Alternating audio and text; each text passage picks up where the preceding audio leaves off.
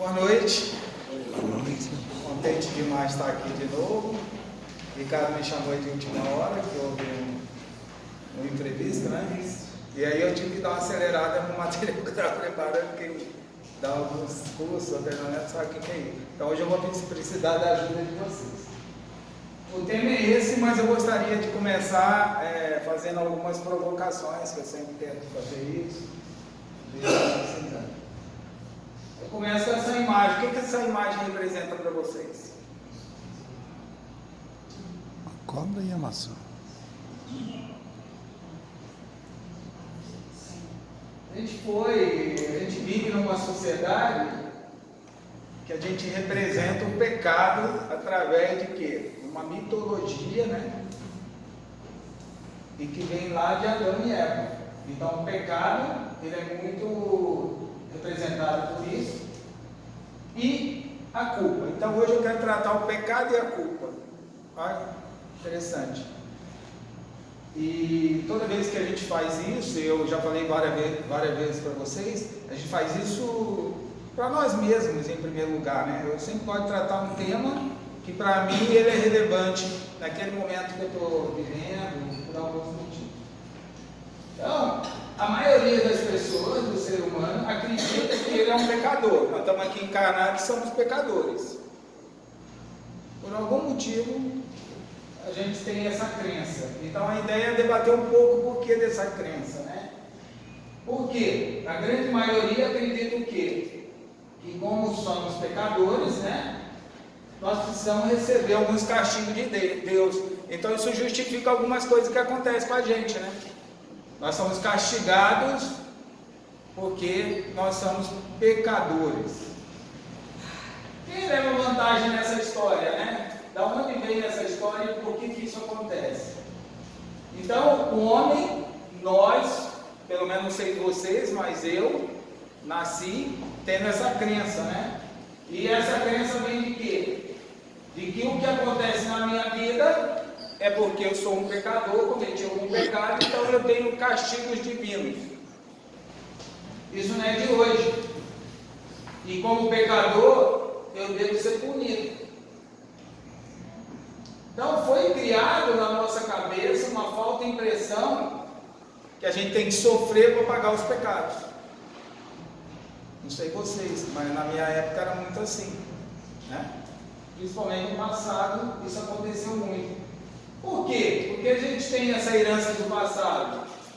Pecado, culpa, desobediência, pecado da carne, da rebeldia, vocês já ouviram falar isso?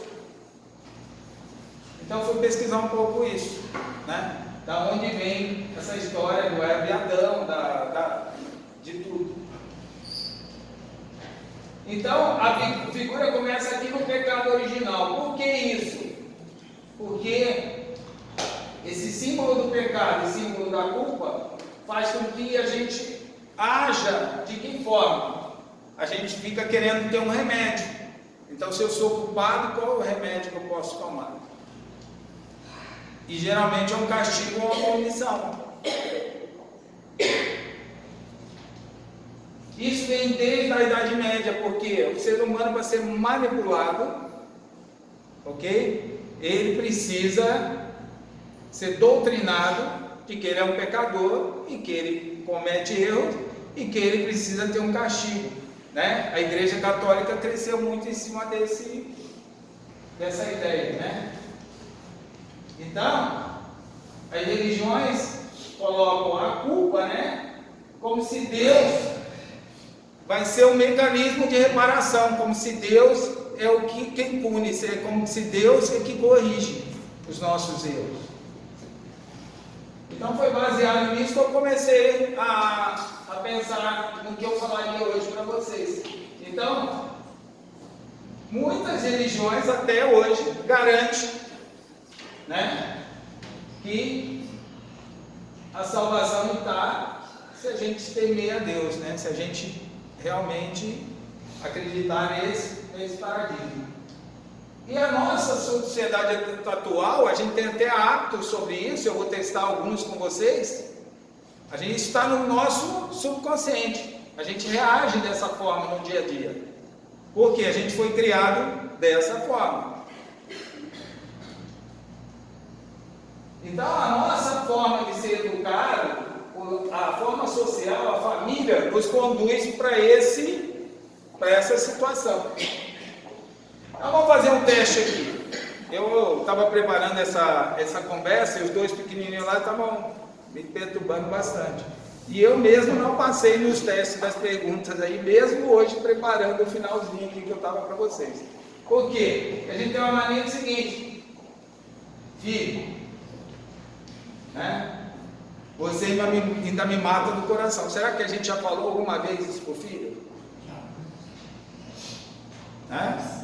Isso é o quê? É o conceito da Eva Adão, da mitologia, que está na nossa cabeça. Porque quem vai matar eu não sou eu, é ele, é o outro, né? Que vai me matar do coração. Hoje mesmo, quando eu estava preparando, eu falei: filho, papai está muito triste com você. Você não me deixa ter tempo aqui para mim poder fazer o que eu tenho que fazer. E eu tenho uma tarefa para fazer. Quer dizer, eu estou tirando de mim e botando nele. Tá certo? E ele vai ser criado assim como nós somos criados. Vamos fazer mais um teste, né? Quem já não ouviu falar, quem tem filho também ou filha, né?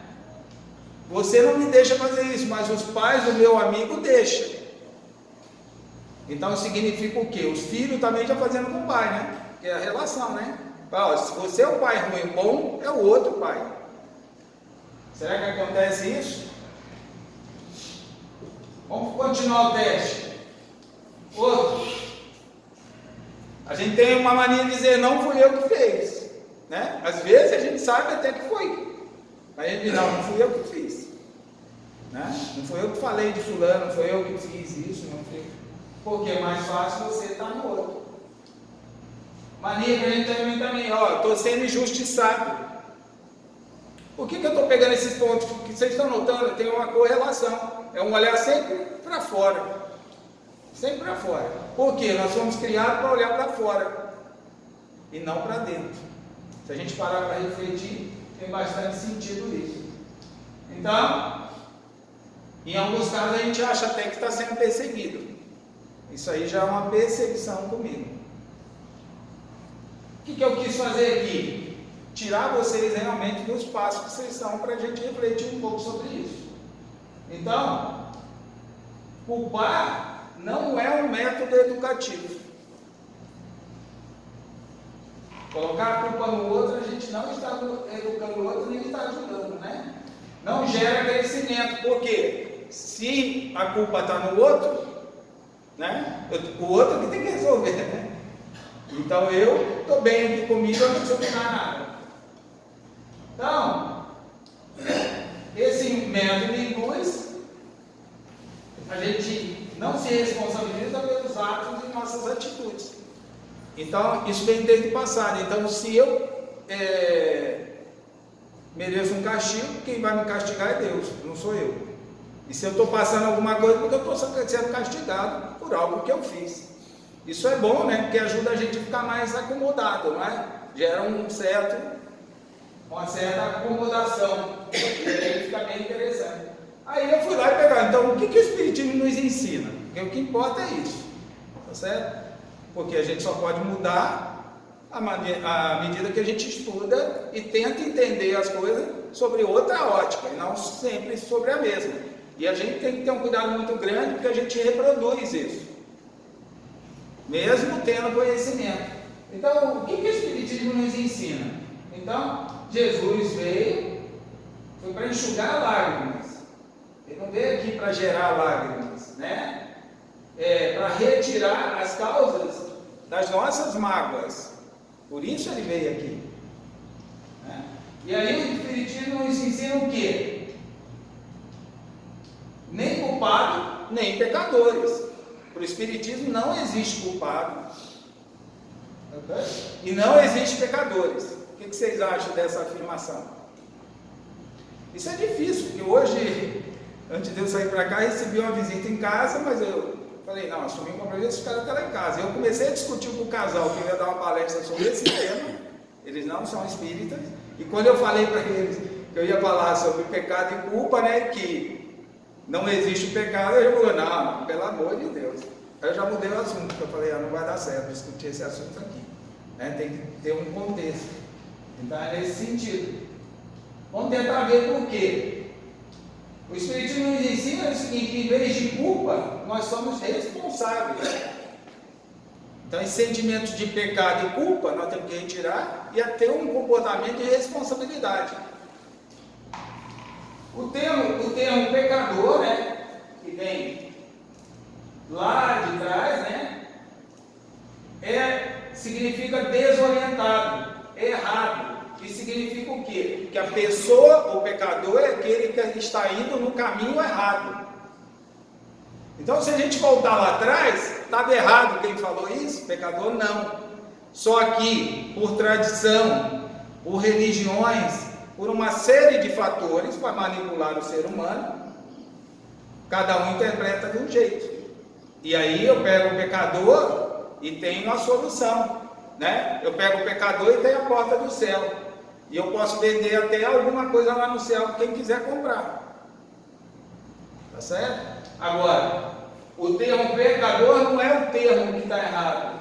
Porque o pecador é aquele que está indo no caminho, né? Está fora do caminho certo. Então é a forma da gente fazer as coisas que está errada. Então, se você for lá e buscar a base de tudo, né? Você começa a dizer, ó, não dizemos pecado, nem pecador, pois essas palavras assumem um significado específico de ofensa a Deus. Então, o que a religião pegou? Falou assim, ó, quem é pecador é quem ofendeu a Deus. Então, vai pedir desculpa a Deus e vai ser punido por isso. Está errado? O que vocês acham? Está todo mundo muito sério hoje. Será que a gente tem reflexão, né? O pecado nos traz um referencial externo, né? É igual eu cometi um crime e a polícia vai me prender e eu vou pagar por esse crime. Então, referencial externo, né? E aí Deus escolhe se vai perdoar ou não. Até agora não sei se ele me perdoou ou não. Se não acontecer mais nada na minha vida, é porque eu devo estar perdoado, né? Porque senão vem o castigo divino. Aí é sinal que ele não me perdoou. Afastar do erro, usar a palavra erro, é um referencial interno. E é reparando o erro que eu me harmonizo com a lei divina. Conseguiram entender? Então, o que eu quero nessa noite? Tirar da nossa cabeça pecado e culpa e substituir por uma palavra seguinte: eu cometi um erro. Eu cometi um erro. Certo? Porque o pecado me leva a um castigo. E eu cometi o erro, me leva a uma reflexão. O que eu tenho que fazer para não cometer novamente aquele erro. Então, existe uma diferença fundamental entre erro e pecado. Concluindo, pecado é um referencial externo, erro é um referencial interno. Então, quando eu falo que eu errei, eu estou assumindo a responsabilidade por aquilo que eu fiz. Quando eu digo que cometi um pecado, eu estou esperando o quê? Né? Uma punição divina. Então, o Espiritismo ensina o quê? Que a gente deve se afastar dos erros. Por quê? Porque a gente está se autodescobrindo e existe uma reforma íntima para ser feita. E ali na frente eu vou me aprofundando mais ainda. Eu vou chegar a dizer que errar não é tão ruim como a gente acha que é. Por quê? Eu preciso me autodescobrir. Como é que eu vou me autodescobrir? Errando. Tá certo? Senão eu não consigo. Então, culpa me paralisa, né? E me leva para um comportamento igual no passado, toda vez que eu assumo uma culpa. Enquanto eu falo das possibilidades de acertar ou errar. Então, todos nós temos a possibilidade de acertar ou errar. Então, eu estou me relacionando com o Ricardo. Eu posso acertar nessa relação ou eu posso errar.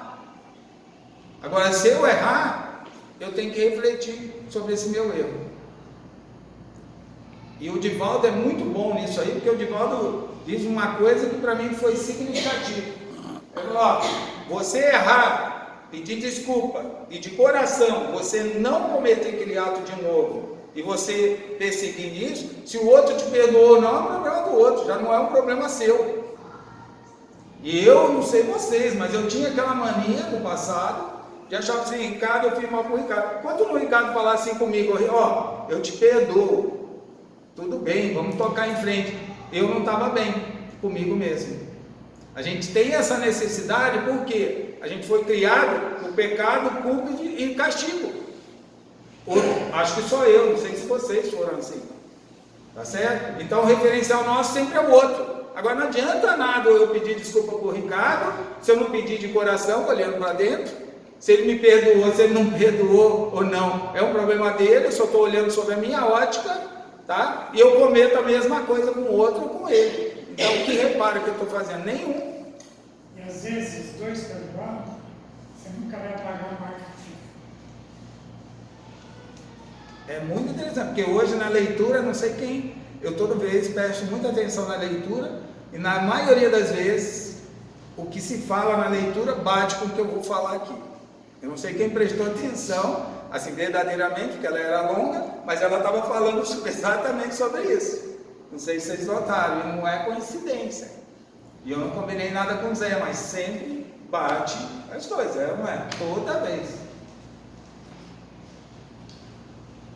O ser na Terra tem a necessidade de exercitar, de aprender as coisas, né? E aí, o que vai acontecer? Eu vou, entre ensaios e aprendizado, entre treinos, eu vou errar.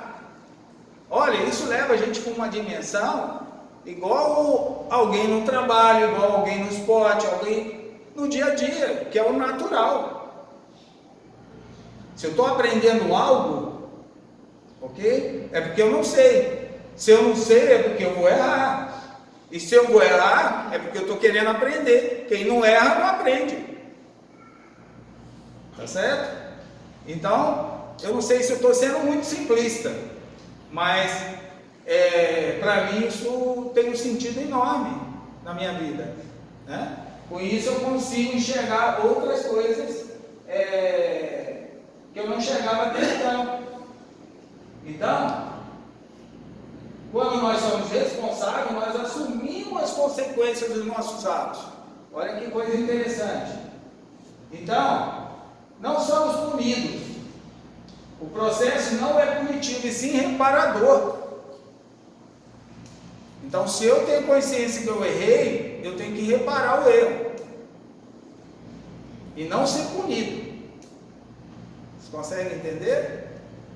Esse que é o importante da conversa. E aí no céu e inferno, Código Penal da Vida Futura, a gente pegou lá para ver, fala muito sobre isso, né? Sempre a gente fala assim, eu errei porque a carne é fraca. Vocês já ouviram falar isso? Então não é carne, lá está escrito muito claramente, eu peguei até a íntegra. Não é a carne que é fraca, é o espírito que é fraco. A carne não tem nada a ver com isso.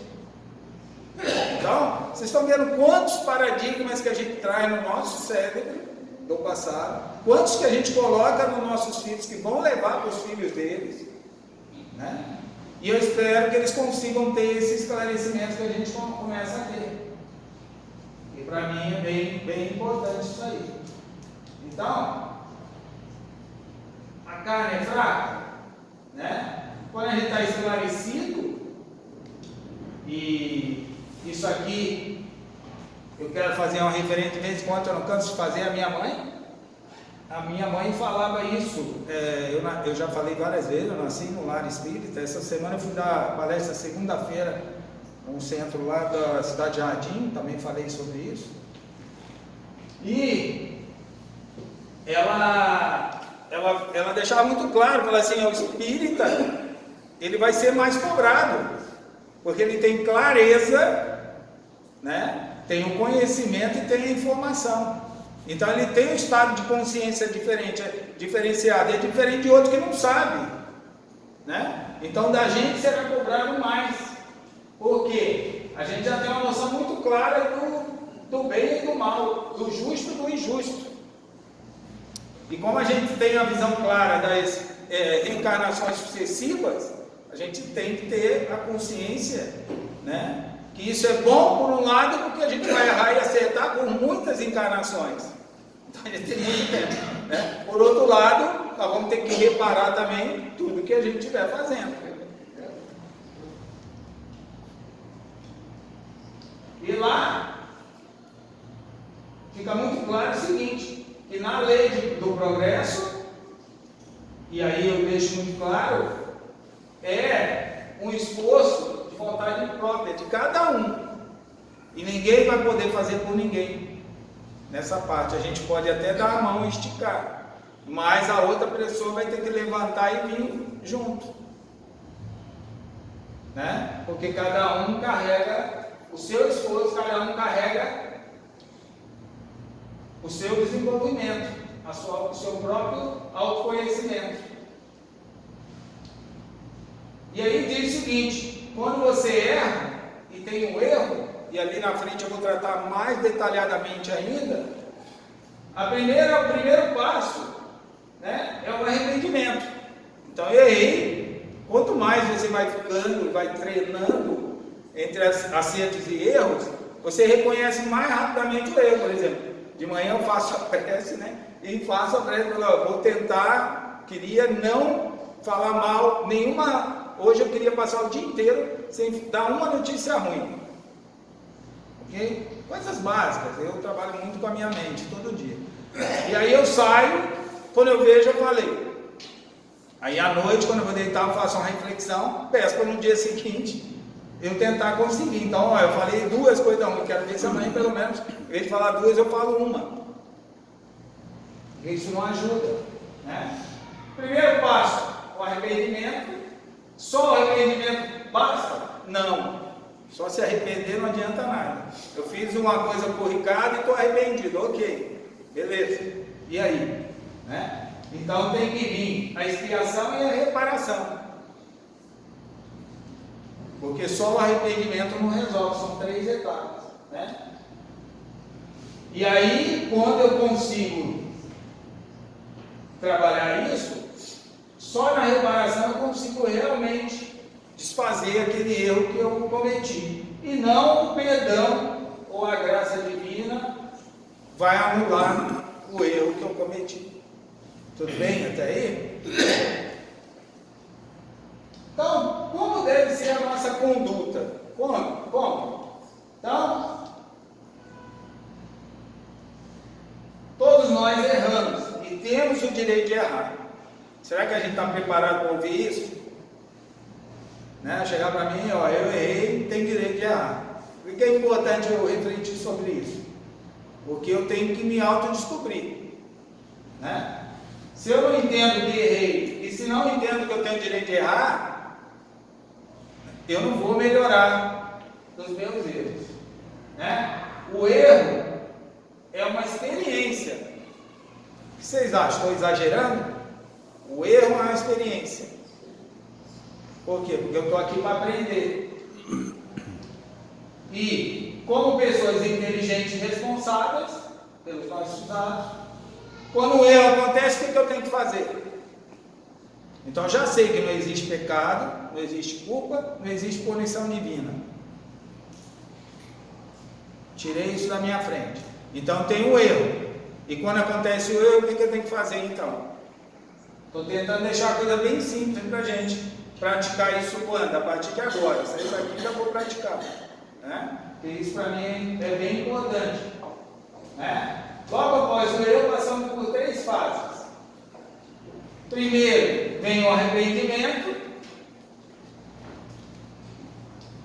Isso só não basta, porque não adianta ficar me lamentando, eu fiz mal para o Ricardo, como é que eu pode? Toda vez eu faço isso, toda vez eu vou lá, disse que não vou fazer, vou fazer. Não adianta ficar fazendo só isso, né? Porque isso aí tá fácil, né? E nem ficar me queixando, né? E que não vai adiantar. Aí vem a expiação e vem a reparação. Eu tenho direito de errar, ok? Beleza. Agora, se eu erro, eu tenho que ter a consciência de que eu tenho que cumprir essas 3 etapas aí do erro que eu fiz. E hoje, na leitura do Zé Vicente, estava dizendo justamente sobre isso, né? Que não adianta só você tem que agir em torno disso também. Como devo reagir?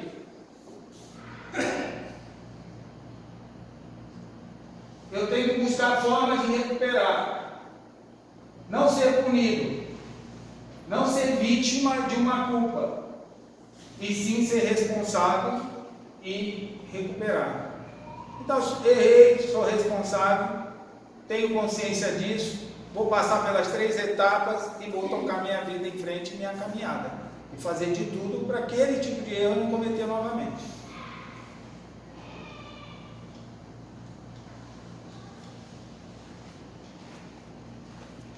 Então, o que eu convido vocês a fazer? Uma reflexão interna.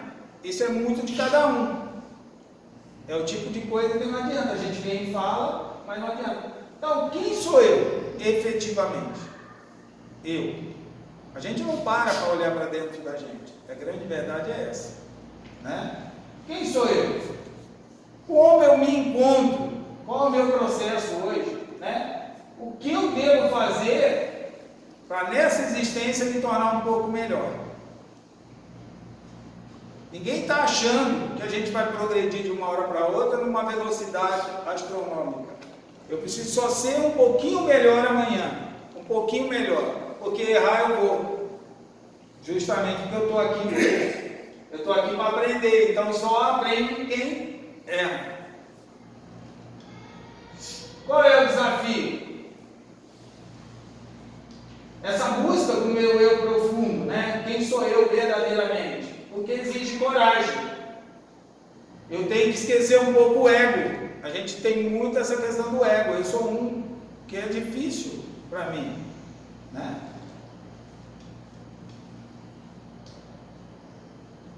A gente às vezes se faz coitadinho, é até muito comum. E a gente tem uma mania muito grave de achar que é culpa do outro. Então, filho, você está deixando o papai triste. Então a culpa de eu estar triste é do meu filho, né? Não é minha, porque é mais fácil culpar o outro. E aí o que Joana Diante me diz? Não devemos usar nenhum mecanismo para fugir da nossa responsabilidade. Mascarar o eu. O que a Joana Diante diz? Quando você começa a fazer isso, você faz tanto isso que você não consegue chegar para dentro de você mais. Você começa a ficar cego, tá certo? E você cria o que, Joana Diante? Uma máscara, que não é você, é alguém que você criou. E aí é nesse sentido que ela diz, ó, o importante é o que somos, o importante é o que é você, não como estamos. Estar é um verbo transitório, ser é um verbo permanente, tá certo, professor?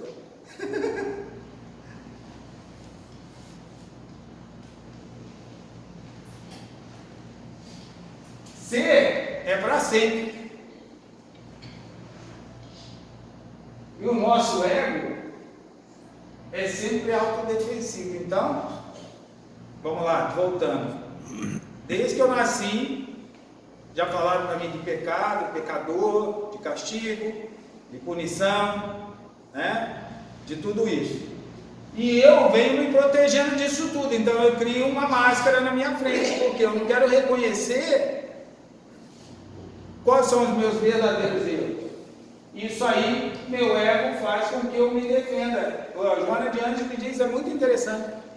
Ela diz para os encarnados, lógico, né? Nós encarnados temos uma força muito grande de criar uma muralha na nossa frente e não conseguir ser verdadeiramente quem a gente é. E aí ela lança essa história de que a gente, todos nós aqui, sem exceção, todo mundo está com uma máscara aqui. É como se todo mundo todo dia saísse com uma máscara e ninguém é verdadeiramente como deveria ser, né? E essa máscara a gente tem medo de tirar. E eu entendo isso, a psicologia até explica isso. A gente apanhou tanto da sociedade, por várias coisas, que é melhor usar essa máscara, porque se eu tirar a máscara parece que eu estou nu, né? Eu vou sofrer muito mais. Só que não precisa mais disso. A gente já está maduro. A gente já sabe o certo ou errado, o bom ou o ruim. A gente já sabe escolher os caminhos. A gente não precisa usar mais essa máscara. E aí eu pergunto assim, como tirar essa máscara? Primeira coisa, você tem que olhar no espelho.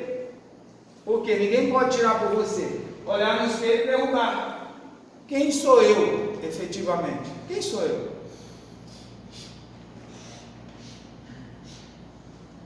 Por quê? Né? E ela fala muito isso. Nós somos fruto do quê?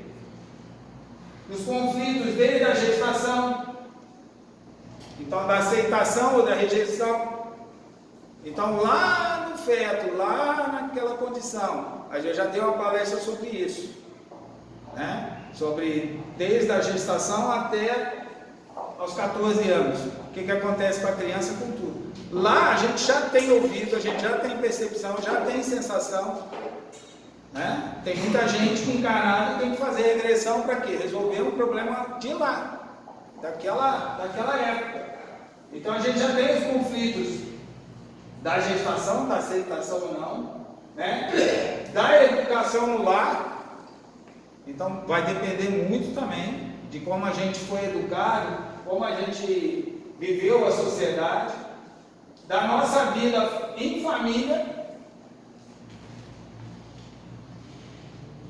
dos relacionamentos domésticos, das formas de relacionamento, que eu já mostrei aqui quando eu falei das 3 palestras sobre família, sobre tudo isso, né? Dos conflitos sociais, tudo que eu tive que superar. Se você parar na sua mente hoje e fazer uma reflexão, desde que você se lançou, ou como criança ou como adolescente, para um ambiente externo, fora da sua casa, quantas coisas aconteceram com você, e que são experiências só suas, e que te criou uma série de máscaras ou comportamentos para poder sobreviver em meio a essa sociedade nossa. Então, quando ela fala isso, ela fala desses conflitos sociais. Da sobrevivência pela luta de ganhar, porque a gente vive numa sociedade capitalista, e tem um bate-papo que eu falo isso também, qual que é mais importante, se é tempo ou dinheiro, né? E aí a gente acha que tempo e dinheiro é uma coisa só, e não é. Tá? Dinheiro é uma coisa, tempo é outra. Tempo é oportunidade, né? E dinheiro é necessidade. Então a gente separa essas coisas, mas queira ou não queira, nossa sociedade capitalista, a gente tem que lutar, porque amanhã, eu estou falando aqui, mas amanhã tem a conta para pagar e eu tenho que pagar a conta. Não vai ter escapatória, né? E eu vou precisar sobreviver. E nós somos programados muito para ter, e não para ser. Então, é ter o melhor carro, ter a melhor casa, ter isso tudo, mas não ser alguém realmente que está construindo algo diferente, que está se aprimorando, que está errando, mas que está tentando acertar e que vai corrigir os seus erros. Isso aqui é muito importante para mim, porque me ajuda a resolver muitas coisas, conflitos internos. Acho que todo mundo deve ter conflito aqui, né? Interno. Isso é muito interessante. E aí eu criei a máscara. Foi aí que eu criei. Então, se eu paro hoje para refletir, com 60 anos, por que eu tenho uma máscara? Por causa disso tudo que eu relacionei aqui. Eu não sei se alguém discorda disso. Desde o meu parto até o dia de hoje, a sociedade fez tudo por mim. Eu mesmo não fiz quase nada por mim mesmo. Certo? Não é bem assim, tão ruim assim, né? Mas cabe uma reflexão nisso aí. Eu sou fruto de tudo isso. Então, está na hora de refletir. Se eu parar e tirar isso aí, remover, nesse momento, acreditar que eu vim aqui, eu tenho direito de errar, né? Eu tenho direito de corrigir meus erros. Se eu assumo a responsabilidade que os erros são meus e não dos outros, né? Eu consigo me tornar um ser melhor ainda nessa reencarnação. E esse tem sido o meu objetivo, esse tem sido a minha meta, é isso que eu quero atingir. Eu quero tirar essa máscara que colocaram em mim. Quem colocou? Não tem culpado, né? É aonde eu fui inserido e o que eu tive que passar para chegar hoje com 60 anos e fazer essa reflexão e dizer, não, peraí, está na hora de pensar um pouco diferente do que normalmente a gente pensa. Então a reflexão é o quê? Eu sou uma pessoa ciumenta? Vamos fazer um teste. O ciúme existe? Então vamos ver como é que a gente tira essa máscara, né? Se eu tivesse que tirar a máscara, vamos tirar a máscara do ciúme, que é uma que coloca na gente, né? Vamos trabalhar o ciúme. O que eu teria que botar no meu pensamento para tirar a máscara do ciúme? Serve esse exemplo? Eu peguei esse, não é porque eu estou precisando dele não, tá? É porque eu já precisei dele. Esse aí, eu falo para vocês, minha esposa não está aqui, porque ela está com visita, ela ia estar aqui hoje. Mas eu falo para vocês com muita convicção que esse eu consegui tirar, mas foi um dos mais difíceis de tirar. Tá certo? Então, primeira coisa, tem até uma música que fala isso, né? Como é que eu trabalho o ciúme? Né? Que as pessoas não são objetos, elas não me pertencem. Então a minha esposa não é minha. Quem disse que é minha? Tá certo? Então, se eu entendo isso, eu consigo superar um pouco. Tem uma música do Raul Seixas que, para mim, quando isso me batia na cabeça, muitos anos atrás, eu colocava aquela música. Eu não trouxe hoje a música, mas eu fico devendo para vocês, né? Mas é a Maçã, não sei quem conhece, do Raul Seixas. Essa música é muito interessante, porque ele diz, a letra quer dizer que a pessoa não tem que ficar presa na gaiola, né? Que a beleza da pessoa que ele escolheu para ser esposa dele é uma pessoa solta, que voa. E quando ela voar, ele não tem que ficar com a sensação que perdeu. Porque se a pessoa está voando, aquela pessoa está feliz. E se ela está feliz, você deveria estar. Então, essa letra é muito significativa para mim. O trabalho... Porque o ciúme eu botei no relacionamento, né? Mas o ciúme, vocês sabem que ele tem uma dimensão assim incrível, né? Ele não está só no marido e mulher, ele está em tudo. A gente tem ciúme até do carro, que é uma coisa física, né? Meu pai, ele dava uma lição muito grande para mim nisso aí. Eu aprendi muito com meus pais. E meu pai falava assim, meu pai tinha um carrinho, tinha uma casinha, tudo muito simples. Mas ele tinha lá o patrimônio que para ele era algo interessante. E ele falava sempre assim, quando meu irmão brigava, alguém discutia sobre o patrimônio dele e tal, ele falava assim, filho, eu só sou um zelador, isso aqui nada é meu, é tudo de vocês, eu só estou aqui enquanto Deus deixar eu ficar, para quê? Para cuidar para que isso fique em pé, bonito, limpo, mas uma hora eu vou embora, eu não vou levar nada, e eu só fiquei aqui esse tempo zelando por tudo. Então a gente deveria considerar todos os nossos bens como se a gente fosse zelador. A gente está aqui porque isso é responsabilidade. O principal bem que você tem que zelar, qual que é? O seu corpo. Eu também tenho uma palestra, parece que eu tenho um monte de palestra, não tem não, tá? Só tenho mais 5 ou 6. Mas tem uma palestra que eu falo isso, né? Se você não consegue zelar pelo seu corpo, sem vaidade, o mínimo para deixar, o Chico Xavier falava muito isso, né? Zelar pelo corpo é uma obrigação nossa como espírito, porque o plano espiritual entregou esse corpo para mim, então eu tenho que cuidar dele, né? E aí vem o ciúme no trabalho, será que tem?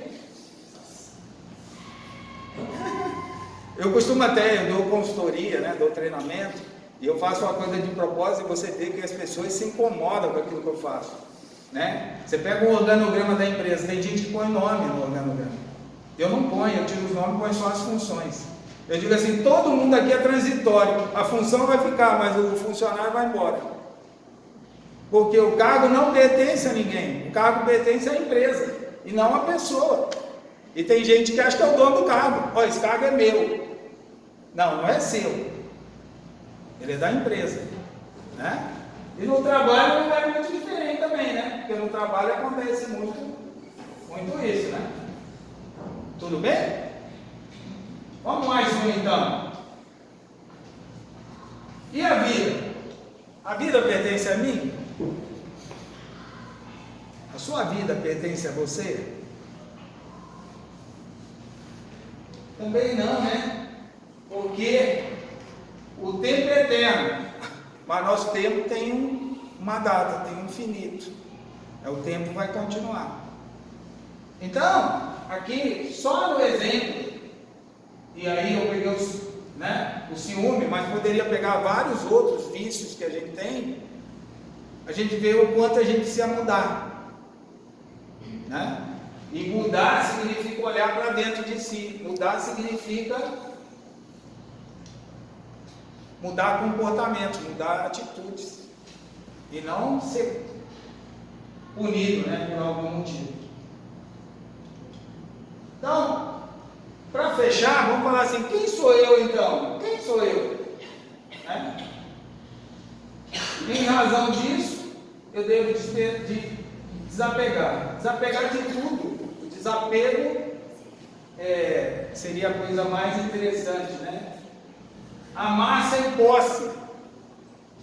Será que eu consigo amar sem posse?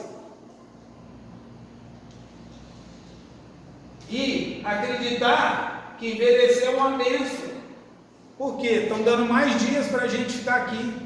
E se eu estou errando e acertando e corrigindo meus erros, quanto mais tempo deixar, é melhor. Meu pai, com 85 anos, ele desencarnou com 89. Com 85 anos, ele militou na área espírita, assim, campanha do que, tudo que você pode imaginar. E um dia com ele eu perguntei assim: pai, você já está preparado para desencarnar, né? Para você vai ser muito tranquilo, porque você tem consciência. Eu falei: filho, enquanto eu puder ficar por aqui, eu quero ficar por aqui. Eu sei tudo de lá, mas eu vou ficando por aqui enquanto me deixarem ficar, tá bom. Né? Então, mesmo ele com todo o preparo, o que ele queria? Permanecer na carne, né? Porque a gente tem as convicções, mas vai levando, né? Então, é uma bênção envelhecer, é uma bênção mesmo. E o autodescobrimento, ou seja, eu tenho que envelhecer, mas me autodescobrindo todo dia. O que adianta envelhecer com as mesmas convicções que quando eu era jovem? Não vai me levar a lugar nenhum, né? Então vamos trabalhar o meu eu interior. Vamos tentar tirar a máscara da aparência. Vamos aceitar as pessoas como elas são. É outra coisa que eu todo dia falo para mim. Olha, e é trabalhoso. Eu vou dizer para vocês. Não é fácil mudar a atitude. Não é fácil. A gente é muito preguiçoso. Né? Todo dia eu tenho que falar isso para mim aqui, ó. Eu tenho que aceitar quando vem aquele sentimento, mas pô, o cara é isso, o cara é aquilo. Mas pô, para, né? Porque eu tenho que aceitar ele como é. Ou outro pensamento que vem, porque pensamento vem toda hora, pensamento ruim vem rápido, bom demora a chegar. Então tem assim, por que isso aqui? Bom, porque eu como espírito acredito que o melhor sempre acontece para mim. Tudo que está acontecendo na minha vida é o melhor que pode acontecer para a minha evolução. Então, se aquilo está acontecendo, eu tenho que olhar para aquilo de outro ângulo, para tentar tirar algum aprendizado daquilo que eu estou passando. E esse autodescobrimento é que vai levar a gente, né, a um processo de transformação mais profunda. Então, eu preciso me autodescobrir novamente. Esse é o mais importante. Para fechar, eu peguei aqui os princípios básicos da doutrina para a gente ver, né, como que a gente está em relação a ele. Então, você quer melhorar? Está aqui, né? O que você pode ler, estudar, se aprofundar, pesquisar, se informar, né? Primeiro, ter certeza que Deus é Criador do Universo, né? Saber que o Espírito continua, que eu tenho vidas sucessivas, importante demais, né? Que a justiça divina será aplica através de quê? Da lei de causa e efeito, que é o que eu estava falando hoje, né? O livre-arbítrio, né, é a sua liberdade individual. A sua liberdade individual, tudo bem? Então, eu tenho meu livre-arbítrio e a minha liberdade individual. mas se com isso eu vou lá e estou cometendo um erro com o Ricardo, eu saí do meu livre-arbítrio, saí da minha dimensão individual, eu invadi a dimensão dele. Então você for responsável por isso, ok? E existe intercâmbio entre os dois mundos, o plano dos encarnados e dos desencarnados. E existe vários mundos que a gente deve percorrer. Então, se eu conseguir estudar, ler e me desenvolver em todos esses pontos, eu vou conseguir ir me transformando num ser diferente do que eu sou. Tudo bem? Então, por que eu escolhi falar hoje sobre pecado, culpa, tudo isso, e se o tema era a arte de ser feliz? Porque eu só consigo ser feliz se eu for verdadeiro comigo mesmo. E aí tem outro bate-papo que a gente faz, que a felicidade não é desse mundo. É desse mundo sim. Quem disse que não é? Porque é outro paradigma que botaram na nossa cabeça. Então é importante a gente tirar essas amarras, se liberar, para que a gente possa progredir, evoluir, se tornar um ser cada dia um pouco melhor. Tudo bem? Alguém quer perguntar alguma coisa? Ficou com alguma dúvida? Estamos tranquilos? Então agradeço demais você terem paciência de me ouvir essa noite. Espero que eu tenha